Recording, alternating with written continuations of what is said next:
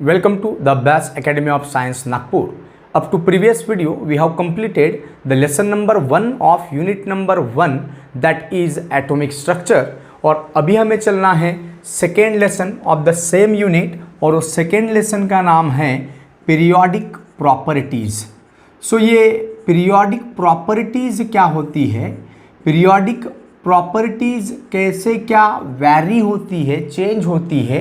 सो periodic properties को पढ़ने के पहले मुझे चलना पड़ेगा पीरियोडिक टेबल के तरफ कि पीरियोडिक टेबल क्या है, क्योंकि इस पीरियोडिक टेबल की मदद से ही हम लोग इस लेसन को समझ सकते हैं.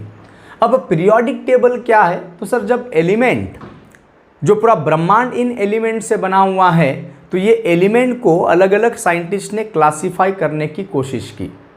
डोबेराइनर नाम के साइंटिस्ट ने एलिमेंट को क्लासिफाई करने की कोशिश की, लेकिन कुछ लिमिटेशंस उसे सफ़र करना पड़ा.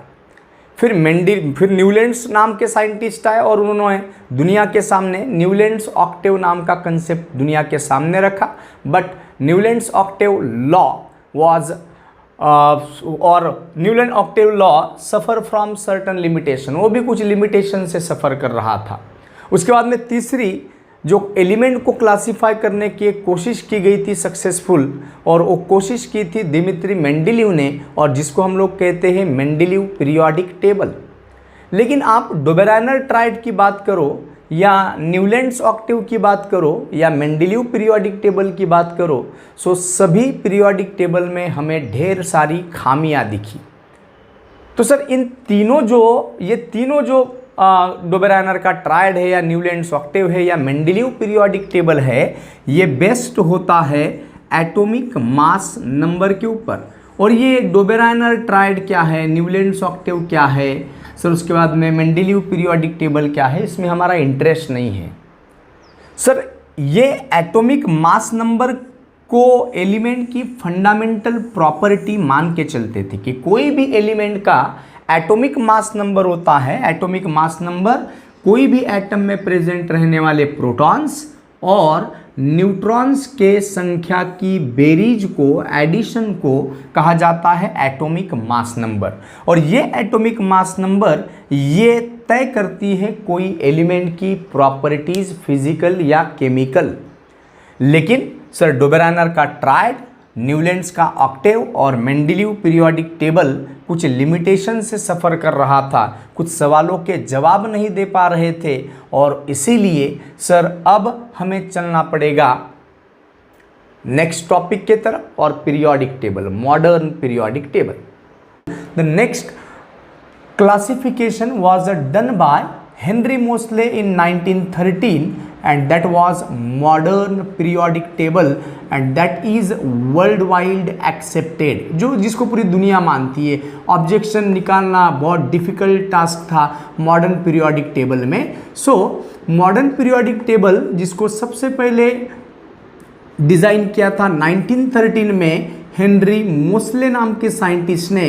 And according to the Henry Moseley, अब मॉडर्न पीरियोडिक टेबल के पहले अगर बात करते हैं डोबेराइनर के समय, न्यूलैंड्स के समय या मेंडेलीव्स के समय में, तो इलेक्ट्रॉन की डिस्कवरी नहीं हुई थी. वहाँ पर बात चलती थी सिर्फ न्यूक्लियस के अंदर प्रेजेंट रहने वाले प्रोटॉन्स और न्यूट्रॉन्स की. प्रोटॉन्स और न्यूट्रॉन्स की संख्या की बेरीज को आप लोगों ने एटॉमिक मास नंबर कहे थे. डोबेराइनर ट्राइड, न्यूलैंड्स ऑक्टेव और Mendeleev's periodic table also based on the atomic mass number. By that time there were no discovery of electron. लेकिन अब इलेक्ट्रॉन की डिस्कवरी हो चुकी थी, और इलेक्ट्रॉन की डिस्कवरी हो जाने के बाद साइंटिस्ट लोगों में थोड़ा सा क्यूरियोसिटी जाग उठी कि ये इलेक्ट्रॉन्स की संख्या का रिलेशन एलिमेंट के प्रॉपर्टीज के साथ में आता है क्या. सो उस इलेक्ट्रॉन की संख्या को ही कहा जाता था atomic number. So atomic number की टर्म इंट्रोड्यूस्ड हुई by the discovery of electrons. Electrons की डिस्कवरी से एक नई टर्म्स को इंट्रोड्यूस्ड होना पड़ा, that is nothing but the atomic number. And atomic number, अगर हम लोग एटम के स्ट्रक्चर की तरफ चलते हैं तो आप लोगों को पता होगा कि एटम के सेंटर में एक छोटा सा न्यूक्लियस होता है पॉजिटिवली चार्ज, और उस पॉजिटिवली चार्ज न्यूक्लियस के अंदर पॉजिटिव प्रोटॉन्स होते हैं और न्यूट्रल न्यूट्रॉन्स होते हैं, जबकि negatively charged electrons revolve around the nucleus in specific circular path। लेकिन मेंडेलीव के समय तक इन इलेक्ट्रॉन की खोज नहीं हुई थी, इलेक्ट्रॉन का डिस्कवरी नहीं हुआ था। अब इलेक्ट्रॉन की डिस्कवरी हो चुकी है। साइंटिस्ट लोगों में क्यूरियोसिटी थी कि ये इलेक्ट्रॉन्स की संख्या का रिलेशन एलिमेंट के प्रॉपर्टीज के साथ में कैसे क्या रहता होगा, और उसी से एटॉमिक नंबर नाम की टर्म को इंट्रोड्यूस्ड करना पड़ा। सर एटॉमिक नंबर का मतलब क्या होता है? तो प्रीवियस वीडियो में भी शायद मैंने आप लोगों को बताया कि कोई भी एटम में प्रेजेंट रहने वाले पॉजिटिवली चार्ज्ड प्रोटॉन्स की संख्या और निगेटिवली चार्ज इलेक्ट्रॉन्स की संख्या ये बिल्कुल समान रहेगी। So the number of protons present inside the nucleus of any atom is always equals to number of electrons present in an atom, and that number of protons or number of electrons is nothing but the atomic number of that element। so कोई भी atom में present रहने वाले negatively charge electrons की संख्या या फिर nucleus में प्रेजेंट रहने वाले प्रोटॉन्स की संख्या, सर इसको कहा जाता है उस एलिमेंट का atomic number, and that is represented by atomic number Z। So atomic number से एलिमेंट की प्रॉपर्टीज रिलेट करती है क्या? डोबेरानर ट्रायड, न्यूलैंड ऑक्टेव और मेंडेलीव पीरियोडिक लॉ में हम लोगों ने एक ही चीज बार बार रिपीट किए थे कि atomic mass number is the fundamental property of any element, and the properties of elements are related with the fundamental property atomic mass number. Atomic mass number बदलेगा तो उसकी प्रॉपर्टीज भी बदलेगी। ऐसा हम लोगों ने डोबेरानर ट्रायड, न्यूलैंड ऑक्टेव और मेंडेलीव पीरियोडिक टेबल में पढ़े थे। लेकिन अब एक चीज पता चली कि नहीं भैया, एटॉमिक मास नंबर ये फंडामेंटल प्रॉपर्टी नहीं होती। So atomic number is the fundamental property. Fundamental property का मतलब क्या होता है? सर फंडामेंटल प्रॉपर्टी मतलब ऐसी प्रॉपर्टी जो यूनिक है। जैसे मेरे चेहरे की बनावट ये यूनिक नहीं है, ऐसे दुनिया में ढेर सारे लोग होंगे जिनकी चेहरे की बनावट मेरे चेहरे के बनावट से मैच होती होगी। मेरा कलर ये मेरी यूनिक प्रॉपर्टी नहीं है, ऐसे दुनिया में सैकड़ों लोग होंगे जिनका कलर मेरे कलर से मैच होता हो। मतलब सर ये मेरी फंडामेंटल प्रॉपर्टी नहीं। हाँ, लेकिन मेरे डीएनए में प्रेजेंट रहने वाले नाइट्रोजन बेसेस का सीक्वेंस या फिर मेरे फिंगरप्रिंट का अगर आप लोग इंप्रेशन देखते हो तो ये मेरी फंडामेंटल प्रॉपर्टी है, यूनिक प्रॉपर्टी है। दुनिया में ऐसे कोई भी पर्सन नहीं है जिसका फिंगरप्रिंट मेरे फिंगरप्रिंट से कॉन्ग्रुएंट रहता हो, या दुनिया में ऐसे कोई भी पर्सन नहीं है जिसके डीएनए में प्रेजेंट रहने वाले नाइट्रोजन का बेस का सीक्वेंस ये मेरे डीएनए में प्रेजेंट रहने वाले नाइट्रोजन बेसेस के सीक्वेंस से मैच होता हो। इसका मतलब सर नाइट्रोजन बेसेस का सीक्वेंस या फिर मेरा फिंगरप्रिंट ये मेरी यूनिक प्रॉपर्टी है, फंडामेंटल प्रॉपर्टी है। वैसे ही फंडामेंटल प्रॉपर्टी कभी भी किसी के साथ में मैच नहीं होती। न्यूलैंड, डोबेराय और मेंडेलीव का कहना था कि atomic mass number fundamental property होती है, लेकिन एटॉमिक मास नंबर ये फंडामेंटल प्रॉपर्टी नहीं रहती। ऐसा साबित हुआ जब आइसोटोप्स की डिस्कवरी हो गई थी। मेंडेलीव के समय तक आइसोटोप्स का भी डिस्कवरी नहीं हुआ था। आइसोटोप्स का मतलब होता है the atoms of same element having same atomic number and different atomic mass number. These are the atoms, symbol of hydrogen element. So these are the atoms of hydrogen. तीनों atom का atomic number same है, लेकिन atomic mass number कैसा है? Different है। और अब तक जो आप कह रहे थे मेंडेलीव पीरियोडिक टेबल तक कि एटॉमिक मास नंबर बदलेगा तो प्रॉपर्टीज बदलनी चाहिए, तो ये हाइड्रोजन की केमिकल प्रॉपर्टीज अलग रहनी चाहिए, ये हाइड्रोजन की केमिकल फिजिकल प्रॉपर्टीज अलग रहनी चाहिए, ये हाइड्रोजन की केमिकल फिजिकल प्रॉपर्टीज अलग रहनी चाहिए। Though they have different atomic mass number. So ऐसे अब तक आप जो कह रहे थे, लेकिन हाइड्रोजन 1, हाइड्रोजन 2 और हाइड्रोजन 3 जिन तीनों का एटॉमिक मास नंबर डिफरेंट है, एटॉमिक नंबर सेम है, ऐसे आइसोटोप्स की केमिकल प्रॉपर्टीज आप लोगों को डिफरेंट दिखने की बजाय सेम दिखती है। इसका मतलब एटॉमिक मास नंबर ये फंडामेंटल प्रॉपर्टी नहीं रह सकती। फंडामेंटल प्रॉपर्टी का मतलब था आप तक जो पढ़ रहे थे कि एटॉमिक मास नंबर बदलेगा तो प्रॉपर्टीज भी बदलेगी। तो यहाँ तो एटॉमिक मास नंबर बदल रहा है, तो तीनों एटम की प्रॉपर्टीज डिफरेंट रहनी चाहिए, लेकिन पाए क्या हमने कि तीनों एटम की केमिकल प्रॉपर्टीज समान दिख रही है। इसका मतलब sir atomic mass number should not be the fundamental property of any element. Sir atomic number is the fundamental property of any element. अब मेंडेलीव पीरियोडिक लॉ क्या था? मेंडेलीव पीरियोडिक लॉ था कि कोई भी एलिमेंट की फिजिकल या chemical properties है उसके एटॉमिक मास नंबर के ऊपर डिपेंड होती है, लेकिन वो तो अभी गलत साबित हुआ है। तो अभी मॉडर्न पीरियोडिक लॉ जो हेनरी मोसले ने डिजाइन किया था, सो मॉडर्न पीरियोडिक लॉ क्या है जिसके बेसिस पर मॉडर्न पीरियोडिक टेबल को बनाया गया। सो मॉडर्न पीरियोडिक टेबल का जो मेन कंसेप्ट है वो fundamental property atomic number. Atomic number should be the fundamental property of any element according to the Henry Moseley. It means no two elements can have the same atomic number.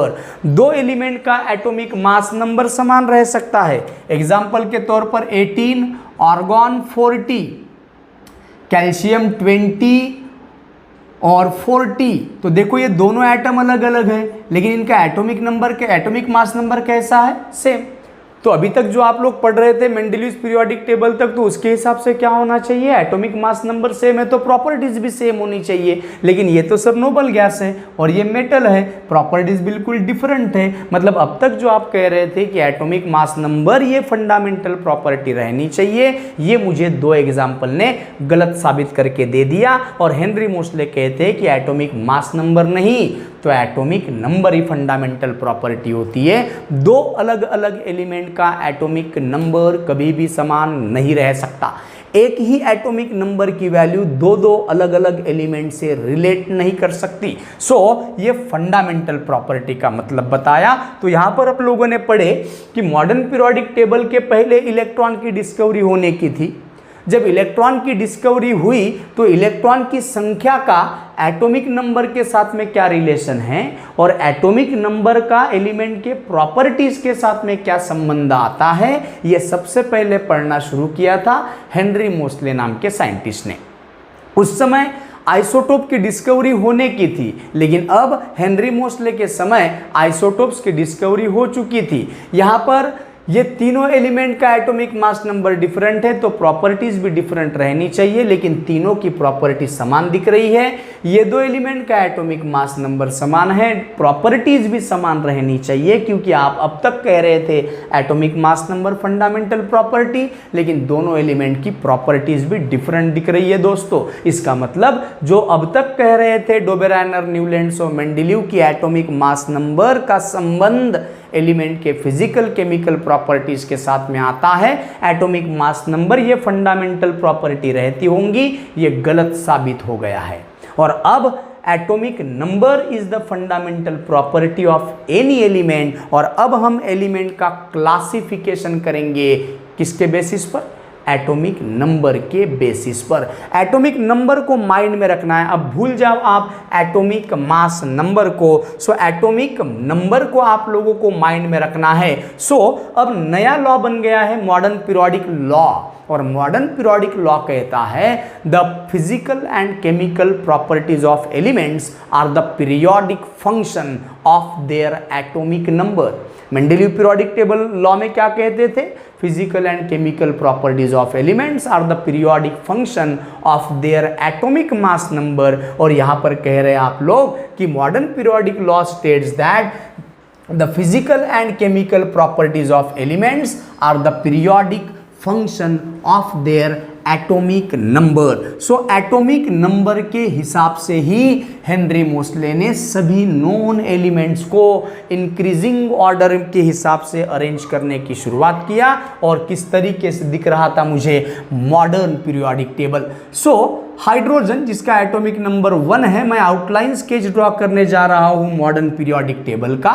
सो ध्यान से देखिए, exam में कोई आप लोगों को पूछेगा नहीं मॉडर्न पीरियोडिक टेबल का आउटलाइन स्केच। सो लेकिन हमको पता रहे सर, हम लोग पढ़ रहे हैं। सो ये रहे पहले दो ग्रुप, उसके बाद में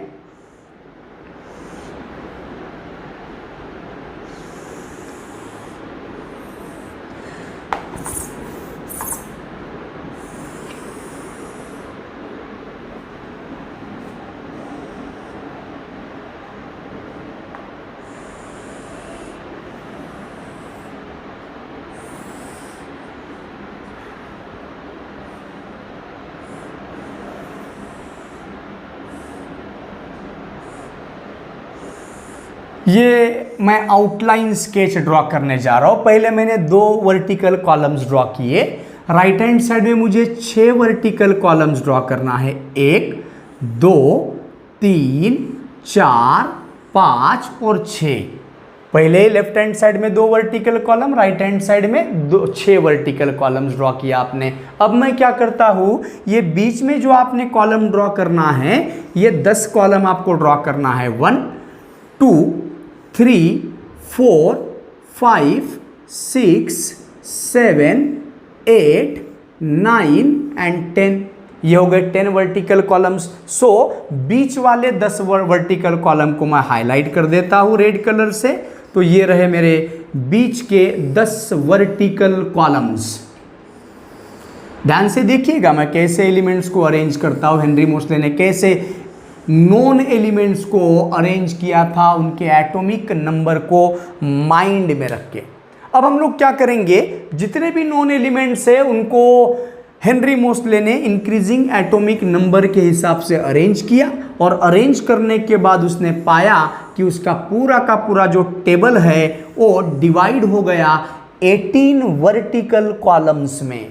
ये जो वर्टिकल कॉलम जो कह रहे हो, और कितने हॉरिजॉन्टल रोज, पहली horizontal row, second horizontal row, third horizontal row, fourth horizontal row, fifth horizontal row, sixth horizontal row, 7 horizontal row. So hydrogen जिसका एटॉमिक नंबर है 1, तो एटॉमिक नंबर मैं ब्रैकेट में लिख रहा हूं यहां पर बाजू में, hydrogen with atomic number 1। Helium उसके बाद में जिसका एटॉमिक नंबर 2। हेलियम जैसे नोबल गैसेस की डिस्कवरी मेंडेलीव के समय तक नहीं हुई थी, लेकिन अब हम लोग 1913 में आ रहे हैं, मतलब आसपास आज से 110 साल 110-12 साल पहले की बात कि सर ये नोबल गैसेस की डिस्कवरी थी। Hydrogen atomic number 1, helium atomic number 2, lithium atomic number 3, beryllium atomic number 4, boron atomic number 5, carbon atomic number 6, nitrogen 7, oxygen 8, fluorine 9, वैसे ही नियॉन 10, सोडियम 11, मैग्नीशियम 12। उसके बाद में वैसे ही यहाँ पर scandium, titanium, vanadium, chromium, manganese, ferrous, cobalt, nickel, copper, zinc. वैसे आप लोग लिथियम, बेरिलियम, बोरॉन लिख दिए, सॉरी यहां लिखना चाहिए था ना मैंने, लिथियम 3, बेरिलियम 4, बोरॉन, और यहां पर लिखना चाहिए मैंने क्या, नियॉन के बाद में सोडियम, यहाँ मैग्नीशियम, उसके बाद में aluminium, silicon, phosphorus, sulphur, chlorine, argon, argon का एटॉमिक नंबर 18, उसके बाद में potassium atomic number 19, calcium atomic number 20, और उसके बाद में scandium atomic number 21, titanium, vanadium, chromium, manganese, ferrous, cobalt, nickel, copper, zinc. ऐसे मैंने एटॉमिक नंबर कितना हो गया जिंक का, 30 हो गया। उसके बाद में और मैं एलिमेंट्स लिख सकता हूँ और अगर एलिमेंट्स लिखता हूँ मैं, सो गैलियम, जर्मेनियम, आर्सेनिक, इस तरीके से लिख सकता हूँ मैं। So sir up to zinc से लेकर तो अप टू मैं भी लिखता हूँ यहाँ पर क्रिप्टॉन 36। अब पूरा का पूरे एलिमेंट्स को नाम लिखने की जरूरत नहीं, आपको समझाना है बस, चाहे तो मैं पूरे के पूरे एलिमेंट्स के यहाँ पर नाम लिख सकता हूँ। चलो क्रिप्टॉन के बाद में यहाँ पर आ जाता है hydrogen, lithium, sodium, potassium, rubidium, caesium, francium. वैसे ही यहाँ पर beryllium, magnesium, calcium, strontium, barium और रेडियम। वैसे ही यहाँ पर आता है इट्रियम 39, जिरकोनियम, नियोबिलियम और इसी तरीके से जिरकोनियम 40, और इसी तरीके से आप लोग आते हो यहाँ तक कैडमियम 48 तक। वैसे कैडमियम 48 से और सामने जाओगे तो आपको मिलेगा जेनॉन 54। चाहे तो आप लोग पूरा पीरियोडिक टेबल भर सकते हो यहाँ पर, it will be a wastage of time फिलहाल हमारे लिए। लैंथेनम एटॉमिक नंबर 57 और सीधा आता है हाफनियम 72। तो 57 के बाद सीधा 72 आ रहा है, ध्यान रखना, 14 एलिमेंट्स की गैप है। हाफनियम के बाद में सीधा आप लोग लिखोगे मर्क्यूरी 80 तक, और इसी तरीके से आप लोग लिखते हो यहाँ पर रेडॉन 86। वैसे ही यहाँ पर लिखोगे आप एक्टिनियम 89। वैसे ही यहाँ पर लिखते हो सीधा रुदरफोर्डियम 104। सो एक्टिनियम 89 से 104 मतलब कितने एलिमेंट का गैप आ गया हमारे पास में, आ गया है सर हमारे पास में 14 एलिमेंट्स का गैप आ गया है। एक्टिनियम यहाँ पर 86 ना, 86, 87, 88 और ये एक्टिनियम 89, सो लॉरेंशियम 103, थोरियम ओके सही, रुदरफोर्डियम 104 और रुदरफोर्डियम 104 से लेकर 5, 6, 7, 8, 9, 10, 11, 12 अननबियम 112 और वैसे ही सामने मूव करोगे सो अनन ऑक्टियम जिसका एटॉमिक नंबर है 118, ठीक है ना। तो ये ओगेनसॉन भी कहा जाता है, ओजीबी सिंबल होता है, ये आईयूपीएसी नेम लिखे हम लोगों ने इसका।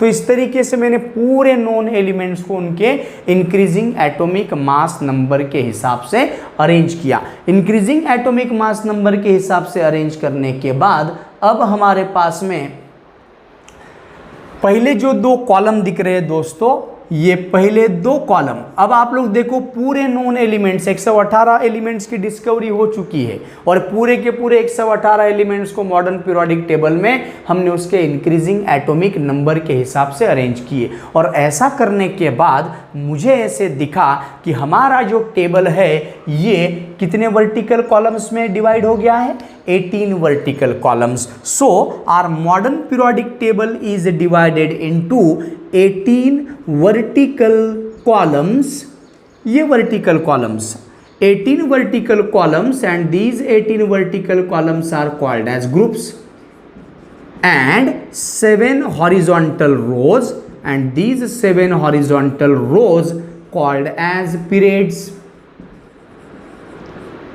ये हो गई पहली कैरेक्टरिस्टिक। दूसरी, पूरे के पूरे मॉडर्न पीरियोडिक टेबल में elements are arranged according to their increasing atomic number. So पूरे पीरियोडिक टेबल में हमने एलिमेंट्स को उनके इंक्रीजिंग एटॉमिक नंबर के हिसाब से अरेंज किया। इंक्रीजिंग एटॉमिक नंबर के हिसाब से जब अरेंज किए तो कुछ वर्टिकल कॉलम्स बने और हॉरिजॉन्टल क्या बने, रोज बने। एक वर्टिकल कॉलम और ये लाइन ड्रॉ करने के बाद ये बॉक्सेस बन रहे हैं। So the formation of group and formation of periods leads to the formation of boxes. So leads to the formation of boxes and each box corresponds to only 1 element. मतलब आप एक बॉक्स में सिर्फ एक ही element रख सकते हो, जबकि मेंडेलियस के पीरियोडिक टेबल में आपने कोबाल्ट निकेल को एक ही ग्रुप में रख दिए थे, एक ही बॉक्स में रख दिए थे, जो सरासर गलत था। तो अभी हम लोग क्या पढ़ रहे हैं, हम लोग पढ़ रहे हैं modern periodic table, modern periodic table, और जिसमें पूरे के पूरे 118 एलिमेंट्स का इंक्लूड है और इसीलिए इसको कहा जाता है सबसे बड़ा long form of periodic table, long form of periodic table. So long form of periodic table किसने बनाया, हेनरी मोसले ने। किसके बेसिस पर, modern periodic law. Modern periodic law क्या कहता है, मॉडर्न पीरियोडिक लॉ कहता है the properties of elements are the periodic function of their atomic numbers. मतलब कोई भी एलिमेंट की फिजिकल और केमिकल प्रॉपर्टी जो होती है ये उनके एटॉमिक नंबर के ऊपर डिपेंड होती है। So modern periodic table based on the modern periodic law and which states that the physical and chemical properties of elements are the periodic function of their atomic numbers. उसके बाद हम लोग पढ़ रहे हैं पहला टॉपिक मॉडर्न पीरियोडिक टेबल का, that are features of modern periodic table. Features of modern periodic table. So sir 3 mark के लिए आपको इंपॉर्टेंट क्वेश्चन रहेगा। So when elements are arranged according to their increasing atomic number, so it gives the formation of a table, that's tabular arrangement। Periodic table का मतलब क्या होता है sir, table का मतलब होता है कि आपने जब एलिमेंट्स को इंक्रीजिंग एटॉमिक नंबर के हिसाब से अरेंज किए तो कॉलम्स और पीरियड्स की मदद से एक टेबल बन गया। So the tabular arrangement of all known elements according to their increasing atomic number, the tabular arrangement of all known elements according to their increasing atomic number which shows periodicity। periodicity का मतलब होता है repetition. जैसे कि आप lithium से move करते हो, लिथियम के बाद गए बेरिलियम, बेरिलियम के बाद boron, carbon, nitrogen, oxygen, fluorine, neon, और फिर नियॉन के बाद में लिथियम के नीचे कौन आ रहा है, सोडियम। लिथियम सोडियम की प्रॉपर्टीज देखोगे तो प्रॉपर्टीज आपको आसपास समान दिखेगी।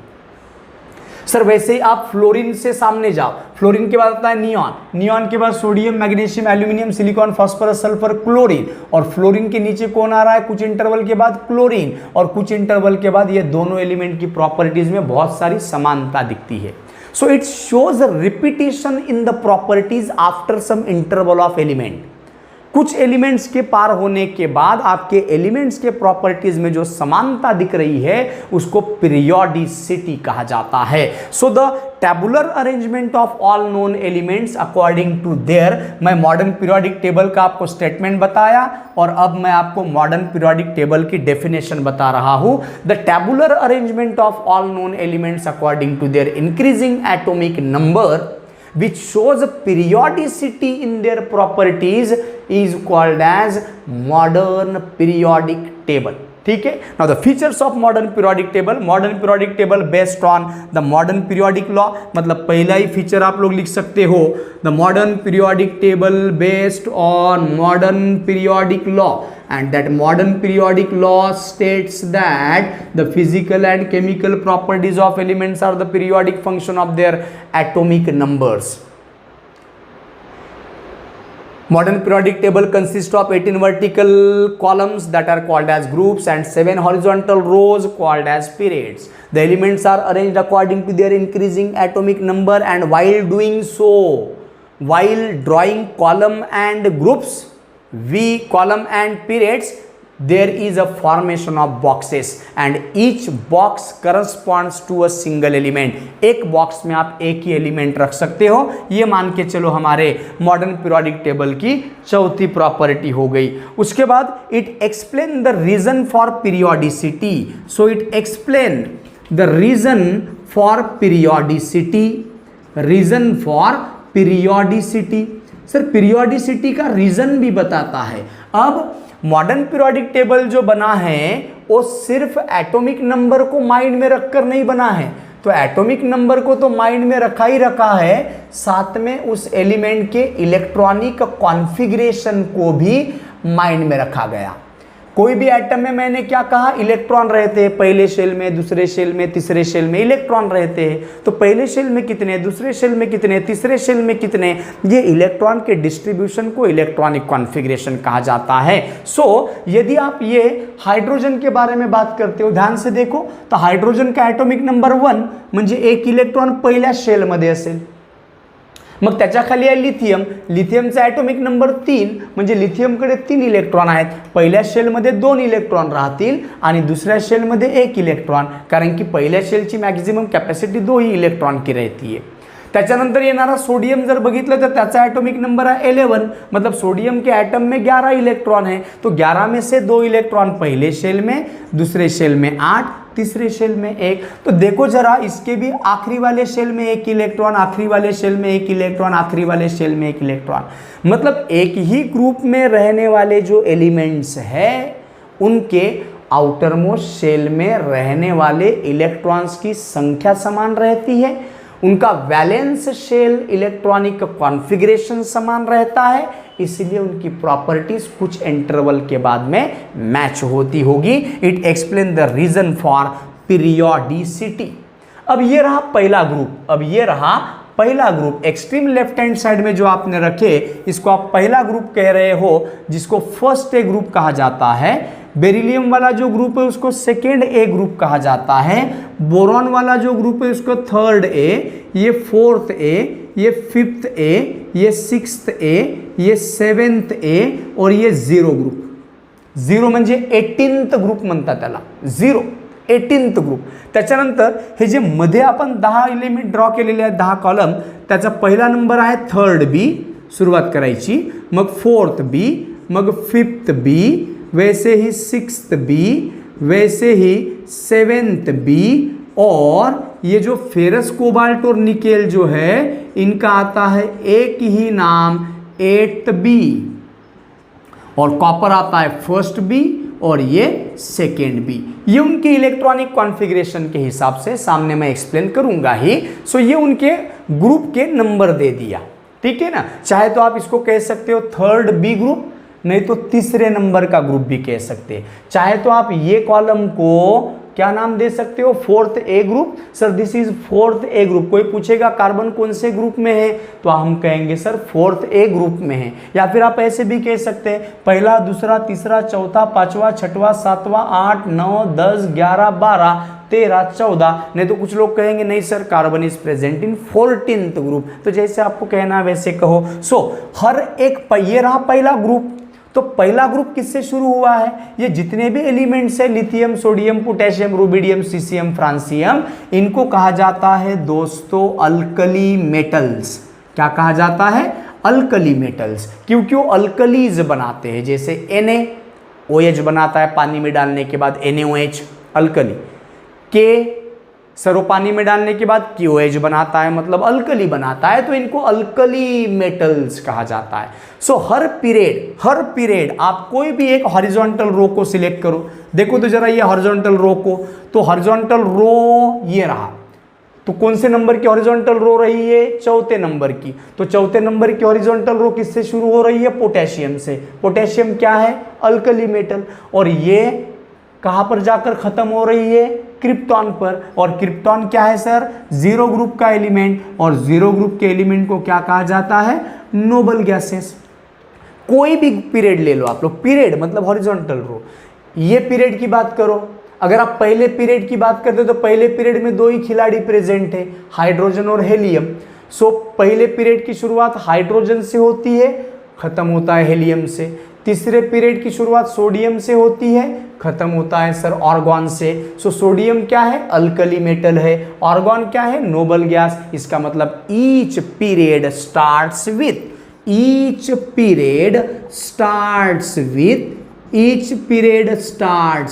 किससे स्टार्ट हो रहा है, अल्कली मेटल से। So each period starts with alkali metal ends with noble gas. ठीक है, चलो उसके बाद में कितनी प्रॉपर्टीज हो गई, 1 2 3 4 5 6 7, मतलब 6 प्रॉपर्टीज हम लोगों ने यहां पर एक्सप्लेन किए। 7वीं प्रॉपर्टीज अगर हम लोग बात करते हैं सर कि आपने ग्रुप नंबर दिए 1A, इसको आपने थर्ड ए कहे, इसको आपने फोर्थ कहे। तो सर इसको थर्ड क्यों कहे आपने, इसका ग्रुप नंबर थर्ड क्यों दिए, इसका ग्रुप नंबर फोर्थ क्यों दिए। तो आप अगर देखोगे तो मेंडेलीव पीरियोडिक टेबल के तरफ अगर चलते हो तो बोरॉन 3 हाइड्रोजन के साथ कंबाइन होता था, एल्यूमिनियम भी 3 हाइड्रोजन के साथ कंबाइन होता था। मतलब एल्यूमिनियम की कंबाइनिंग कैपेसिटी 3, बोरॉन की कंबाइनिंग कैपेसिटी 3, और इसीलिए सर इनकी कंबाइनिंग कैपेसिटी 3 है, वैलेंसी 3 है, इसीलिए इनके ग्रुप को नाम दिया गया थर्ड।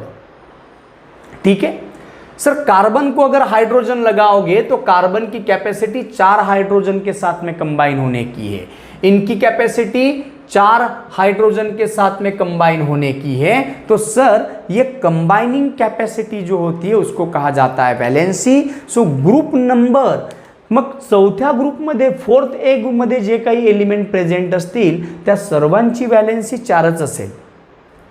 थर्ड ए ग्रुपमध्ये जे काही एलिमेंट प्रेझेंट असतील, मी पूर्ण लिहिले नाही, त्या सर्व एलिमेंटची वॅलेन्सी सुद्धा 3च असेल। सो ग्रुप नंबर, ये जो ग्रुप नंबर दिए हो आपने, तो इस ग्रुप नंबर रिप्रेजेंट करता है वैलेंसी को। सो ग्रुप नंबर रिप्रेजेंट्स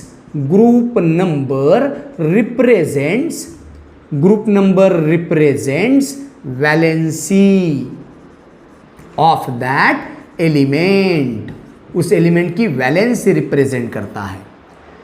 जबकि पीरियड नंबर की अगर बात करते हो, पीरियड नंबर मतलब हॉरिजॉन्टल रोज, कितने पीरियड है हमारे मॉडर्न पीरियोडिक टेबल में 7। पहले पीरियड में सिर्फ 2 ही एलिमेंट, सबसे छोटा पीरियड फर्स्ट पीरियड। दूसरे पीरियड में कितने element, lithium, beryllium, boron, carbon, nitrogen, oxygen, fluorine, neon, 8 element. तीसरे पीरियड में भी वैसे ही 8 एलिमेंट। चौथे पीरियड में वैसे ही 18 एलिमेंट। पांचवें पीरियड में वैसे ही 18 एलिमेंट, छठवें पीरियड में ऐसे ही 18 एलिमेंट दिख रहे हैं, लेकिन यहाँ पर 57 और 72 के बीच में 14 एलिमेंट्स आते हैं। लैंथेनम के बाद में सीरियम से लेकर तो लुटेटियम 71 तक ये 14 के 14 एलिमेंट आप मॉडर्न पीरियोडिक टेबल के नीचे ड्रॉ करते हो। मतलब भले ही आपको 18 एलिमेंट दिख रहे हैं सिक्स्थ पीरियड में, लेकिन 18 और 14 32 एलिमेंट है, और इसीलिए ये सिक्स्थ पीरियड को लॉन्गेस्ट पीरियड कहा जाता है। लॉन्गेस्ट पीरियड क्योंकि उसमें 18 और छुपे हुए 14 लैंथेनाइड्स, मतलब 32 एलिमेंट्स प्रेजेंट है। जबकि पहले पीरियड में, फर्स्ट पीरियड की अगर बात करते हो तो फर्स्ट पीरियड में आप लोगों को सिर्फ 2 ही एलिमेंट दिखते हैं, हाइड्रोजन और हेलियम, इसलिए इसको शॉर्टेस्ट पीरियड कहा जाता है। Shortest period, only 2 elements are there. समझ में आया? तो और साथ में सर सातवें पीरियड में भी वैसे मुझे 18 एलिमेंट ही दिख रहे हैं, 18 एलिमेंट, लेकिन 18 एलिमेंट में से अब 18 के, अब ये एक्टिनियम और रुदरफोर्डियम के बीच में भी 14 की गैप आ रही है। तो ये 14 जो एलिमेंट होते हैं, एक्टिनियम के बाद आता है थोरियम 90 से लेकर तो लॉरेंशियम 103 तक के जो 14 एलिमेंट्स है वो यहीं पर प्रेजेंट है, पर for convenience they are placed just at the bottom of modern periodic table. तो ये 14 और 18 कितने होने चाहिए? 32 ही होने चाहिए। लेकिन ध्यान रखना दोस्तों कि भले ही आप लोग मॉडर्न पीरियोडिक टेबल में 118 एलिमेंट्स लिखते हो, लेकिन खोज हुई है 114 एलिमेंट्स की ही, 4 एलिमेंट्स प्रेडिक्टेड है ऐसे रहता होगा, और हाईली अनस्टेबल भी होते हैं, उनको रख नहीं सकते हम स्टोर करके। सो ये सर इनकम्प्लीट पीरियड कहा जाता है। So seventh period is incomplete period. 14 और 18 32 होने चाहिए, लेकिन सिर्फ 114 एलिमेंट की डिस्कवरी है। मतलब देखा जाए तो यहाँ पर सिर्फ 28 एलिमेंट ही प्रेजेंट है, तो इनकम्प्लीट पीरियड कहा जाता है। सो सर पीरियड क्या रिप्रेझेंट करता है? सर सोडियम हा कोणत्या पिरियड मध्ये आहे? फर्स्ट, सेकंड आणि थर्ड। सर सोडियम तिसऱ्या पिरियड मध्ये आहे। मग सोडियमकडे जर थोडंसं केअरफुली बघाल तर सोडियमचा ॲटॉमिक नंबर किती आहे? 11 आहे, म्हणजे पहिल्या शेलमध्ये 2 इलेक्ट्रॉन असतील, दुसऱ्या शेलमध्ये 8, तिसऱ्या शेलमध्ये 1, 8 आणि 2 10 आणि 1 11। मग पहिल्या शेलमध्ये 2, दुसऱ्या शेलमध्ये 8, तिसऱ्या शेलमध्ये 1, मग त्याच्या आउटरमोस्ट शेलमध्ये किती इलेक्ट्रॉन आहे? फक्त एकच आहे, म्हणून त्याचा ग्रुप नंबर 1, बरोबर। त्याच्या आउटरमोस्ट शेलमध्ये असलेल्या इलेक्ट्रॉन्सची संख्या त्यांची व्हॅलेन्सी रिप्रेझेंट करते, आणि व्हॅलेन्सीवरून तुम्ही ग्रुप नंबर देता। आता सोडियमकडे किती शेल आहेत? 1 2 3। सर पहिल्यामध्ये 2, दुसऱ्यामध्ये 8, तिसऱ्यामध्ये 1, म्हणजे 3 शेल आहेत सर सोडियम जवळ, म्हणून सोडियम हा तिसऱ्या पिरियडमध्ये ठेवला जात असा। सल्फरकडे जा, सल्फरचा ॲटॉमिक नंबर आहे 16, मग 16 इलेक्ट्रॉन सल्फरकडे आहेत। मग पहिल्या शेलमध्ये 2, दुसऱ्या शेलमध्ये 8, 8 आणि 2 किती झाले? 10, आणि उरलेले 6 इलेक्ट्रॉन तिसऱ्या शेलमध्ये झाले 16। मग 1 2 आणि 3 असे 3 शेल प्रेझेंट आहेत याच्याकडे, म्हणून सल्फर सुद्धा तिसऱ्या पिरियडमध्ये आहे। म्हणजे पिरियड नंबर, एखादा एलिमेंट जर 5व्या पिरियडमध्ये असेल तर समजून चालायचं त्याच्या जवळचा आउटरमोस्ट शेल हा 5वा असेल। हा न्यूक्लियस, पहिला शेल, दुसरा शेल, तिसरा शेल, चौथा शेल आणि 5वा शेल, तर आउटरमोस्ट शेल त्याच्याकडे 5वा असेल। कोणी जर विचारलं तुम्हाला की मर्क्युरीमध्ये आउटरमोस्ट शेल कोणत्या नंबरचा असेल, तर मर्क्युरी कोणत्या पिरियडमध्ये आहे?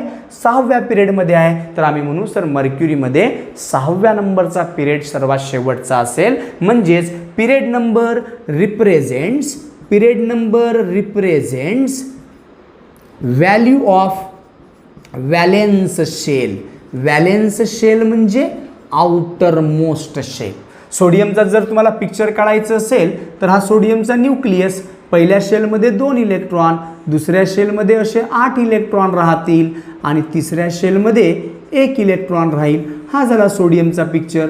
मग 3 शेल आहेत, तर सर्वात बाहेरचा शेल म्हणजे व्हॅलेन्स शेल, तर तिसरा शेल व्हॅलेन्स आहे, म्हणून त्याचा पिरियड नंबर हा 3rd आहे। So period number represents the value of valence shell. Valence म्हणजे आउटरमोस्ट शेल। त्याच्यानंतर जर बघूया आपण तर इथे क्लिअर कट सेपरेशन दिसते आहे। हे पहिले जे 2 कॉलम असतात, पहिले जे 2 कॉलम आहेत, फर्स्ट ए आणि सेकंड ए, यांना एस ब्लॉक एलिमेंट म्हटल्या जात असतात. त्या का बरं म्हणतात तर ते बघतो आपण, समोर बघूया.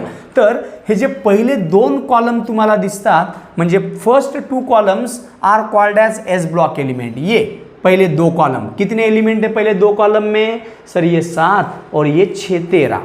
तो ये जो पहले 2 कॉलम है मॉडर्न पीरियोडिक टेबल के, इनको कहा जाता है S block. So S block of modern periodic table.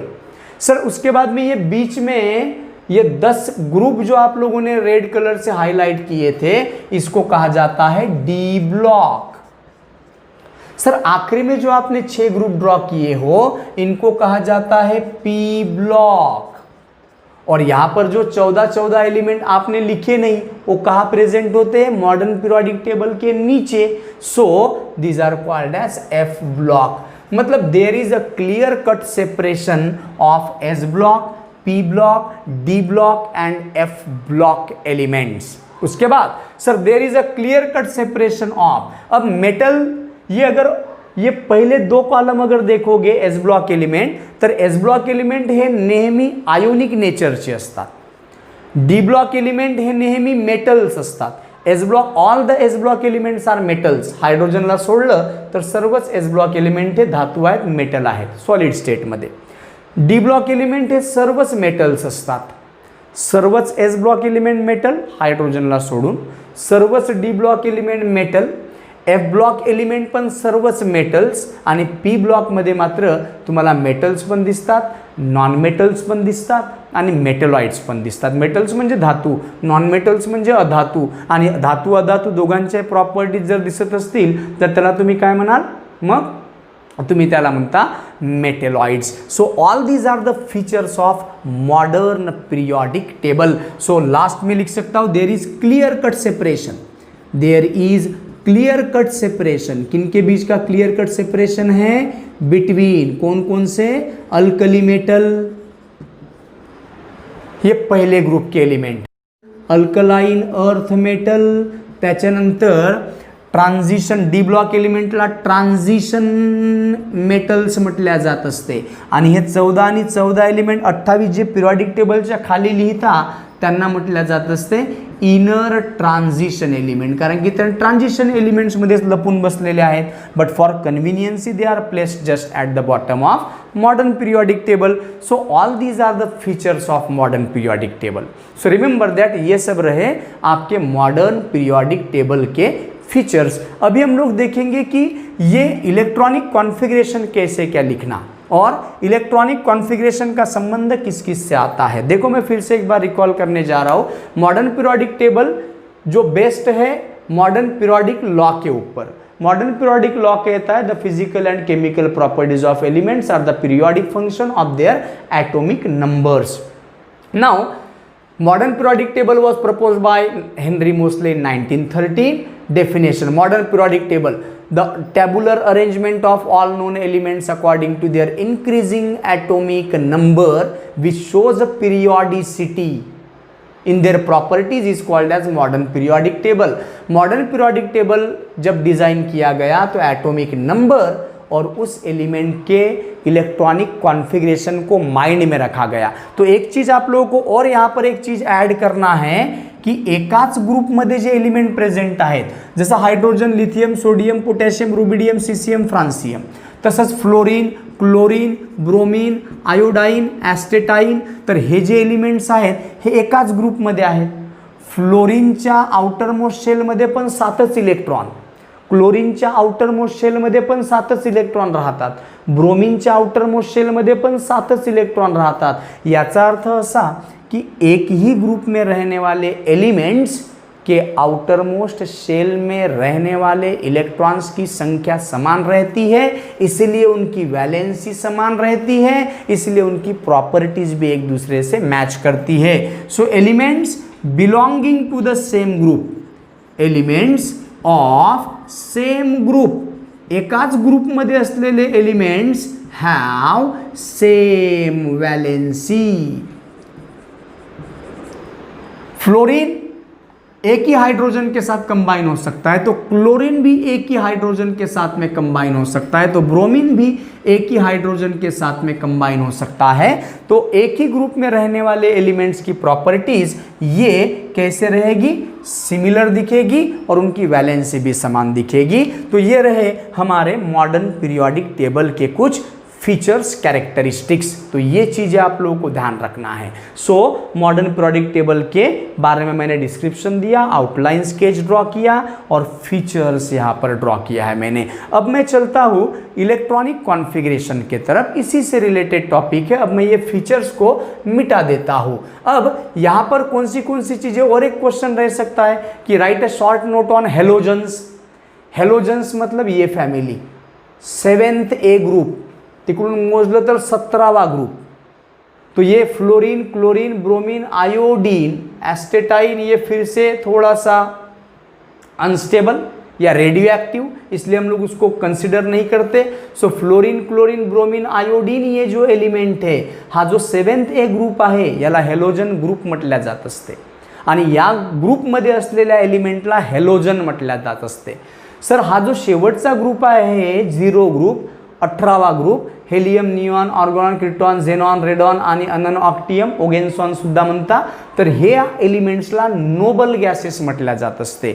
तो सबसे पहला क्वेश्चन क्या, right the features of modern periodic table. और उसके बाद में आपको क्वेश्चन रह सकता है कि write a short note on halogens. Halogens क्या है, तो देख लो। अभी मैं ये पूरे के पूरे फीचर्स को यहाँ से मिटा देता हूँ और अब मैं उससे रिलेटेड छोटे छोटे क्वेश्चंस कौन से अराइज होते हैं उसके बारे में एक्सप्लेनेशन देता हूँ। ध्यान से देखिएगा आप लोग।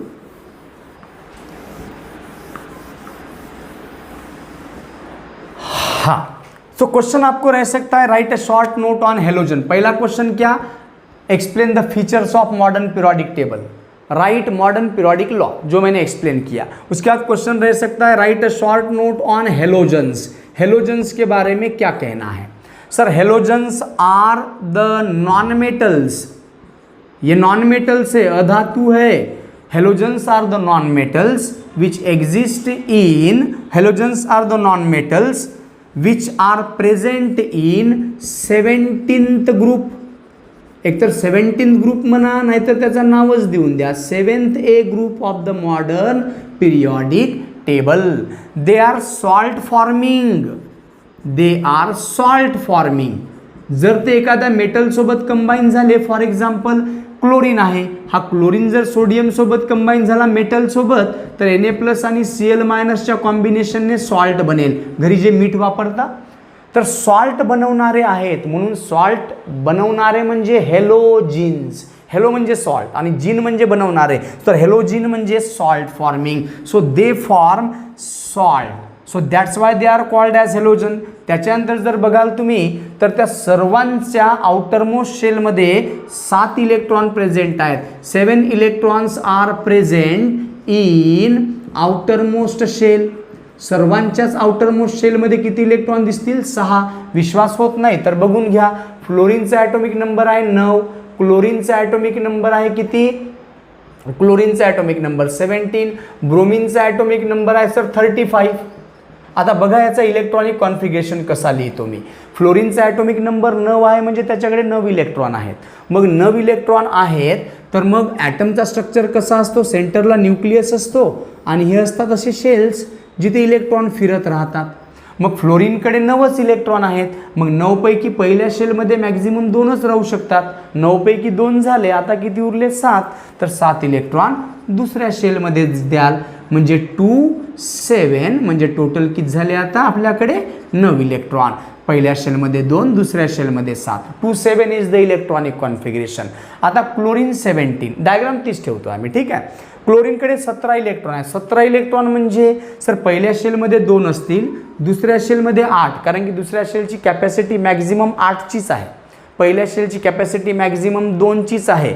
मग 8 इलेक्ट्रॉन, आता किती उरले सर, 2 आणि 8 10 झाले, उरले 7। तर शेवटचे 7 इलेक्ट्रॉन कुठे भरायचे आपण, तिसऱ्या शेलमध्ये भरून घ्यायचे। तर हे झाले शेवटचे तिसऱ्या शेलमध्ये 7, म्हणजे 2 8 7 झालं। सो इस तरीके से आप लोग इलेक्ट्रॉनिक कॉन्फ़िगरेशन लिख सकते हो. So they have 7 electrons in their outer most shell, आणि 7 इलेक्ट्रॉन त्यांच्या आउटर मोस्ट शेलमध्ये आहेत. तर त्यांना 8 बनवण्यासाठी, ऑक्टेट कंप्लीट करण्यासाठी एकच इलेक्ट्रॉन पाहिजे, आणि म्हणून ते पटकन दुसऱ्याकडून काय करतात, एक इलेक्ट्रॉन घेऊन घेतात, ॲक्सेप्ट करतात, गेन करतात. तर त्या सभी के आउटर मोस्ट शेल में 7 इलेक्ट्रॉन हैं. सो ऑक्टेट कंप्लीट करना, ऑक्टेट म्हणजे आउटर मोस्ट शेल मध्ये 8 इलेक्ट्रॉन असणे. ऑक्टेट कंप्लीट करने के लिए उसके पास एक इलेक्ट्रॉन की कमी है, तो ऑक्टेट कंप्लीट करने के लिए वो एक इलेक्ट्रॉन को एक्सेप्ट करता है, और इसीलिए उनकी वैलेंसी क्या रहती है, हमेशा 1. Valency is always 1. म्हणजे एक फ्लोरीन एकाच H सोबत कंबाईन होऊ शकतो, एक क्लोरीन एकाच H सोबत कंबाईन होऊ शकतो, किंवा एक फ्लोरीन एकच स्वतःच्या फ्लोरीन सोबत कंबाईन होऊ शकतो, एक क्लोरीन एकच क्लोरीन सोबत कंबाईन होऊ शकतो, एक ब्रोमीन एकाच ब्रोमीन सोबत कंबाईन होऊ शकतो, एक आयोडीन एकाच आयोडीन सोबत कंबाईन होऊ शकतो. तर हे फ्लोरीन फ्लोरीन आणि क्लोरीन क्लोरीन म्हणजे फ्लोरीन गॅस, क्लोरीन गॅस हे गॅसियस स्टेटमध्ये आमच्या नेचरमध्ये आढळतात. ब्रोमीन Br2 हा लिक्विड फॉर्ममध्ये आढळतो आमच्या नेचरमध्ये, आणि आयोडीन हा सॉलिड स्टेटमध्ये आढळतात. आयोडीनला माहीत असेल तुम्हाला कुठे वापरतात, मेडिसिन में वापरतात. सर एंटीसेप्टिक के तौर पर हम लोग आयोडीन को यूज़ करते हैं. कुएं के पानी में आप लोग ब्लीचिंग पाउडर डालते हो, तो ब्लीचिंग पाउडर डालने के बाद वो स्मेल आती है, किसकी वजह से, क्लोरीन गैस की वजह से. तो ये हेलोजन के बारे में हो गया. अब वैसे ही क्वेश्चन आपको रह सकता है, write a short note on, next question, write a short note on noble gases. Noble gases किंवा त्याला म्हणतात जीरो ग्रुप एलिमेंट, ऐसे भी क्वेश्चन रह सकता है. तो देखो अभी मैं क्या कह रहा हूं, उसका आंसर भी इसी की तरह लिख रहा हूं. So answer, sir all the noble gases that is helium, neon, argon, krypton, xenon, radon. So ये नोबल गैसेस सभी के सभी नॉन मेटल्स है, अधातू है, सॉलिड स्टेट मध्ये नाही राहते. कोणत्या ग्रुपमध्ये आहेत, दे आर प्रेझेंट इन 18वा ग्रुप जर स्टार्टिंग पासून मोजलं तर, किंवा त्याला तुम्ही प्रेमाने 0 ग्रुप सुद्धा म्हणता. ठीक आहे ना. त्याच्यानंतर सर्व नॉन मेटल्स आहेत 18 ग्रुप, यालाच बघून बघायचं. Sir they are salt forming, sir they are monoatomic, they are monoatomic म्हणजे ते कोणत्याच दुसऱ्या ॲटम सोबत कंबाईन होत नाही. जसं मगाशी बघा तुम्ही फ्लोरीन सोबत फ्लोरीन लावलं होतं, फ्लोरीन सोबत H लावलं होतं, बरोबर. पण इथे मात्र असं कधीच होत नाही की हेलियम सोबत तुम्ही हेलियम लावलं किंवा हेलियम सोबत H लावलं, नाही सर, ते कधीच कोणासोबत बॉन्ड बनवत नहीं, किसी के साथ में भी ज्वाइन नहीं होते, इसलिए वो मोनोएटॉमिक रहते. म्हणजे तुम्हाला जर कोणी म्हटलं की क्लोरीन गॅस लिहा तर तुम्ही लिहाल Cl2. तुम्हाला म्हटलं कोणी फ्लोरीन गॅस लिहा, तुम्ही लिहाल फ्लोरीन बॉन्ड फ्लोरीन. पण कोणी निऑन गॅस म्हटलं तर Ne नाही लिहायचं, कारण की ते कधीच कोणासोबत बॉन्ड बनवत नाही, तर ते एकाच ॲटममध्ये एक्झिस्ट करतात. Neon monoatomic gases. त्याच्यानंतर त्यांच्या हॅलोजनच्या आउटर मोस्ट शेलमध्ये 7 इलेक्ट्रॉन होते. यांच्याकडे जर बघाल तर बघा आता, हेलियम, निऑन, आर्गॉन, निऑनचा ॲटॉमिक नंबर 10, आर्गॉनचा ॲटॉमिक नंबर 18, क्रिप्टॉनचा atomic number 36, neon 10 electron. 10 electron म्हणजेच पहिल्या शेलमध्ये किती राहतील, 2, दुसऱ्या शेलमध्ये 8, म्हणजे पहिल्या शेलमध्ये 2, दुसऱ्या शेलमध्ये 8. सो आउटर मोस्ट शेल में 8 इलेक्ट्रॉन. ये रहा स्ट्रक्चर, ये न्यूक्लियस, पहले शेल में 2, दूसरे शेल में 8. ये हो गया निऑन का स्ट्रक्चर, है ना. अब आर्गॉन के बारे में अगर कहेंगे तो कैसे लिखोगे, आर्गॉन 18 इलेक्ट्रॉन. मग 18 पैकी 2 इलेक्ट्रॉन पहिल्या शेलमध्ये, 8 इलेक्ट्रॉन दुसऱ्या शेलमध्ये, आणि उरले किती आता, 8 आणि 2 10 झाले, आता उरले 8. उरलेले 8 राहतील कोणत्या शेलमध्ये, तिसऱ्या शेलमध्ये. 3 3 6 आणि 2 8, म्हणजे 2 8 8. अशा पद्धतीने सर्व नोबल गॅसेसच्या आउटर मोस्ट शेलमध्ये किती इलेक्ट्रॉन असतात, 8 electron in valence shell. Outer most शेलमध्ये त्यांच्या 8 इलेक्ट्रॉन राहतात सर. मग त्यांची ऑलरेडी ऑक्टेट कंप्लीट आहे. मगाशी बघा हॅलोजनकडे 7च इलेक्ट्रॉन राहायचे, तर ऑक्टेट कंप्लीट करण्यासाठी ते पटकन दुसऱ्याकडून 1 इलेक्ट्रॉन गेन करायचे, म्हणून त्यांची वॅलेन्सी 1 राहायची. पण नोबल गॅसेसची ऑलरेडी त्याच्या आउटर मोस्ट शेलमध्ये 8 इलेक्ट्रॉन आहेत, ऑक्टेट कंप्लीट आहे. मग ऑक्टेट जर कंप्लीट आहे तर ते कोणाकडून इलेक्ट्रॉन गेन पण करणार नाही, कोणाला इलेक्ट्रॉन डोनेट पण करणार नाही किंवा ते किसी के साथ में इलेक्ट्रॉन शेयर भी नहीं कर सकते, इसलिए वो किसी के साथ में भी बॉन्ड नहीं बनाते, किसी के साथ जुड़ते नहीं। जैसे आयोडीन आयोडीन के साथ जुड़ गया, आयोडीन H के साथ में जुड़ सकता है, ये जुड़ते नहीं। So their octet is complete आणि म्हणून ते कधीच कोणासोबत इलेक्ट्रॉन की लेन देन करते नहीं and that's why their valency is 0 आणि व्हॅलेन्सी 0 आहे म्हणून त्यांच्या ग्रुपला नाव देण्यात आलं 0 ग्रुप एलिमेंट्स। ठीक आहे, आणि सोबत यांना नोबल गॅसेस म्हणतात। हे सर्व गॅसीय स्टेटमध्ये आढळतात, लक्षात ठेवा। आमच्या ॲटमॉस्फिअरमध्ये प्रेझेंट आहे पण खूप कमी प्रमाणामध्ये। ठीक आहे, तर आता हे जे दिसते आहे तुम्हाला, तर इथे जर मी नोबल गॅसेसबद्दल जर बोलायचं झालं तर व्हॅलेन्सी 0 आहे आणि यांना नोबल का बरं म्हणता? नोबेल म्हणजे राजे, नोबेल का मतलब होता है राजे, जिनको किसी से कोई लेन देन नहीं, किसी से इलेक्ट्रॉन लेने की ज़रूरत नहीं, किसी को इलेक्ट्रॉन देने की ज़रूरत नहीं और किसी से इलेक्ट्रॉन का शेयरिंग करने की ज़रूरत नहीं।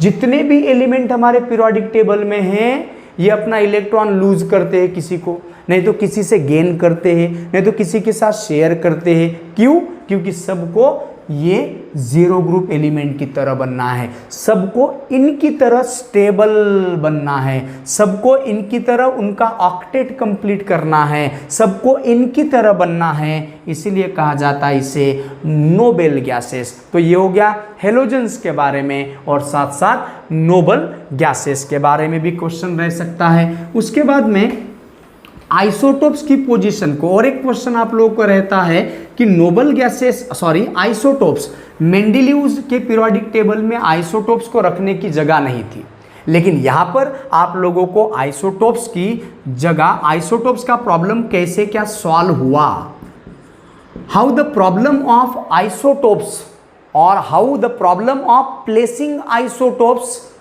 इन modern periodic table is resolve.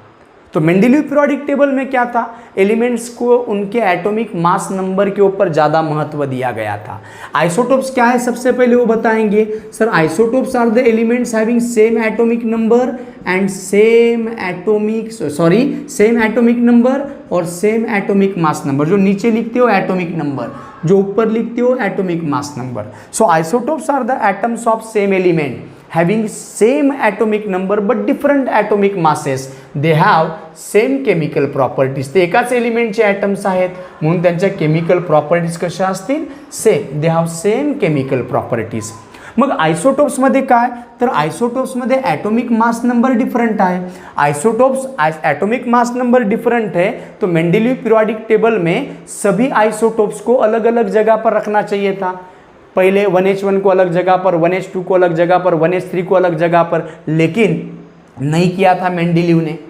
वहाँ पर प्रॉब्लम हो रही थी, उनको समझ में नहीं आ रहा था कि आइसोटोप्स कैसे रखा जाए, तब आइसोटोप की डिस्कवरी भी नहीं हुई थी। लेकिन जैसे आइसोटोप्स की डिस्कवरी हुई तो ये आइसोटोप्स को रखना कैसे, तो मॉडर्न पीरियोडिक टेबल कहता है कि मॉडर्न पीरियोडिक टेबल का कहना है कि हमने एलिमेंट्स को जब अरेंज किया तो किसके तरफ ध्यान दिया, हमने एटॉमिक नंबर के तरफ ध्यान दिया।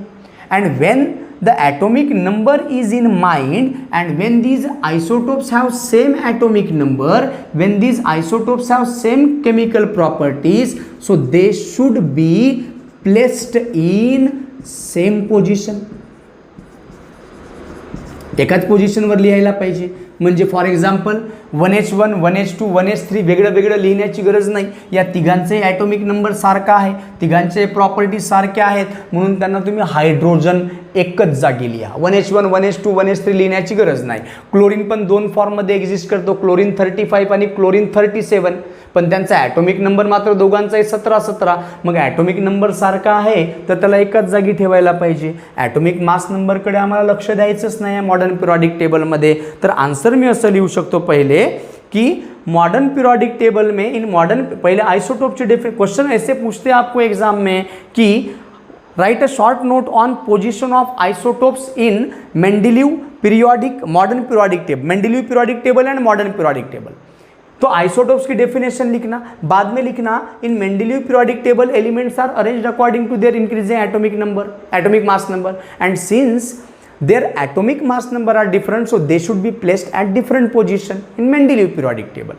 But in modern periodic table, elements are arranged according to their increasing atomic number. So that's why they should be placed in the same position. ये रहेगा आपका आंसर. तो ये हो गया आइसोटोप से रिलेटेड आप लोगों को क्वेश्चन. और ऐसे ही मैंने मेन क्वेश्चन आप लोगों को यहाँ पर एक्सप्लेन भी करके दे दिया है मॉडर्न पीरियोडिक टेबल से रिलेटेड. अब छोटे छोटे क्वेश्चन होंगे आप लोगों को कि वो क्वेश्चन को कैसे सॉल्व करना. एक इलेक्ट्रॉनिक कॉन्फ़िगरेशन का भी टॉपिक मैंने यहाँ पर कवर कर दिया कि कोई भी एटम में प्रेजेंट रहने वाले जो इलेक्ट्रॉन है वो न्यूक्लियस के अराउंड में घूमते हैं. ये न्यूक्लियस हा पहिला शेल, दुसरा शेल, तिसरा शेल, चौथा शेल. मग पहिल्या शेलला म्हणायचं के शेल, दुसऱ्या शेलला एल, तिसऱ्या शेलला एम, चौथ्या शेलला एन. मग पहिल्या शेलमध्ये मॅक्झिमम किती इलेक्ट्रॉन राहू शकतात, तर पहिल्या शेलमध्ये मॅक्झिमम 2च इलेक्ट्रॉन राहू शकतात. दुसऱ्या शेलमध्ये किती, 8 इलेक्ट्रॉन राहू शकतील. तीसरे शेल में कितने रह सकते हैं, 18 इलेक्ट्रॉन रह सकते हैं. चौथे शेल में 32 इलेक्ट्रॉन रह सकते हैं.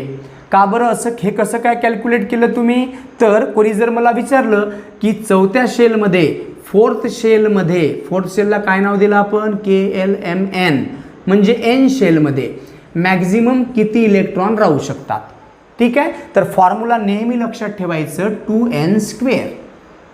आता इथे जर फॉर्म्युला कोणता लक्षात ठेवायचं, 2n². आता कोणत्या शेलमध्ये किती इलेक्ट्रॉन राहतील म्हटलं आहे तुम्हाला. मग चौथा शेल आहे तर एनच्या जागेवर 4 पुट करा. मग एनच्या जागेवर 4 जर पुट केलं तर 2 × 4² म्हणजे 2 × 4² म्हणजे 16, 16 2 जा 32. कोणी जर मला म्हटलं की 7व्या शेलमध्ये किती इलेक्ट्रॉन राहतील, 7 शेल. मग 7 शेल म्हणजेच एनच्या जागेवर किती पुट करावं लागेल, 7. तर 7व्या शेलमध्ये 7² 49, 98 इलेक्ट्रॉन राहतील सर. अशा पद्धतीने आपण कोणत्याही ॲटममध्ये प्रेझेंट असलेले जे इलेक्ट्रॉन्स आहेत ते शेलमध्ये असतात. तो इलेक्ट्रॉन का शेल वाइज डिस्ट्रीब्यूशन बताना मतलब इलेक्ट्रॉनिक कॉन्फ़िगरेशन. तो अगर कोई कहेगा मुझे कि पोटेशियम का इलेक्ट्रॉनिक कॉन्फ़िगरेशन लिख के दो, एकदम आसान है. पोटेशियम का एटॉमिक नंबर कितना है, 19. मग 19 पैकी 2 इलेक्ट्रॉन पहिल्या शेलमध्ये, त्याची कॅपॅसिटी 2. 8 इलेक्ट्रॉन दुसऱ्या शेलमध्ये. आता 19 पैकी 10 झालेत, किती उरले, 9. तर 9चे 9 इलेक्ट्रॉन तिसऱ्या शेलमध्ये ठेवायचं नाही, कारण की इलेक्ट्रॉन ऑक्टेट रूलने भरल्या जात असते. मग उरलेले 8 इलेक्ट्रॉन भरून द्यायचे तिसऱ्या शेलमध्ये. म्हणजे 2 8 8 किती झाले, 16 आणि 2 18. मग आता 1 उरला तर त्याला भरायचं चौथ्या शेलमध्ये. ठीक आहे. मला जर कोणी विचारलं की फॉस्फरसचा इलेक्ट्रॉनिक कॉन्फ़िगरेशन लिहा, फॉस्फरसचा ॲटॉमिक नंबर असतो 15. मग फॉस्फरसकडे 15 इलेक्ट्रॉन आहेत. पहिल्या शेलमध्ये 2, दुसऱ्या शेलमध्ये 8, 8 आणि 2 किती झाले, 10. आणि उरले किती आता 5. तर तिसऱ्या शेलमध्ये तर 8 इलेक्ट्रॉन राहू शकतील ऑक्टेट रूलनुसार. तर ठेवायचे किती मात्र उरले आहेत, 5च, 285. सो इस तरीके से आप लोग कोई भी एलिमेंट का इलेक्ट्रॉनिक कॉन्फ़िगरेशन लिख सकते हो. तो ये हो गया हमारा मॉडर्न पीरियोडिक टेबल के हम लोगों ने क्वेश्चन कौन से अटेम्प्ट किए.